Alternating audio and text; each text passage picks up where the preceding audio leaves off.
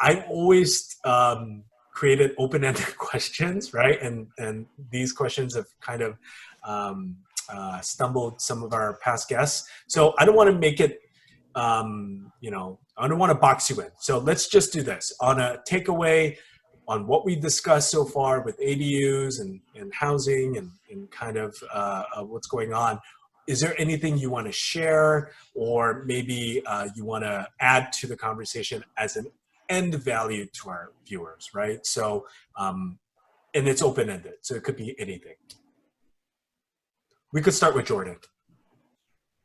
Nothing really. I don't know. Maybe Mia can kind of get my stage fright out of the way. I think when you talked about like the safety net, right, of the government, like especially with the banning evictions and everything, and like keeping on with the funding, and I think it is important, right, that we have those safety nets, and that it helps obviously the market continue, it helps develop and still happen. But I think it does become a question of also where is that money coming from, right? How can we keep supporting that? How long can we support that for? And I don't know. To be honest, I haven't looked into it that much, but I think that is also, I'm sure, is already on their minds. But I do think that is an important question also right now.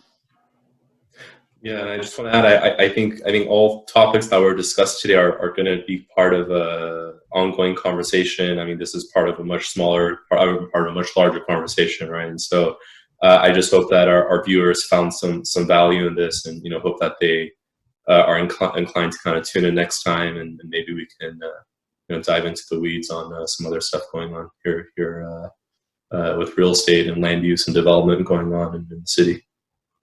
I got it. My last statement is, for you guys, I've never asked this from you, but I think from what we've talked about, sign up, go on brickwork.la, sign up as a user, because these new reports that are coming are going to be for a wider net of users, right? So we're going to be marketing to the single lot subdivision developers, fix and flippers, right, that want to decide to kind of build, but they want to start at a smaller scale. So they want to build, a single family home or maybe a duplex all the way up to 4 units. We announced here that we're going to be providing these massing model analysis reports that directly come from an architecture firm, right? And so they do this on a day-to-day. They saw an opportunity. They really love what we do as far as taking what Jordan and Irvine Associates does. They do the full-on going to the hearings, getting you the entitlement, and that's its own journey, right? And it takes a lot of steps and a lot of guidance. And so we took what Jordan and Irvine does and put it in a very initial light report that we provide, but not that it doesn't have value. We really created Brickwork as kind of an introduction for brokers that don't know land use and zoning to be able to talk to developers, market their properties, prospect. And then for developers, they love our reports because it at least checks off the initial due diligence for, restrictions or, ordinances or specific, or is something on a specific plan that they missed, right?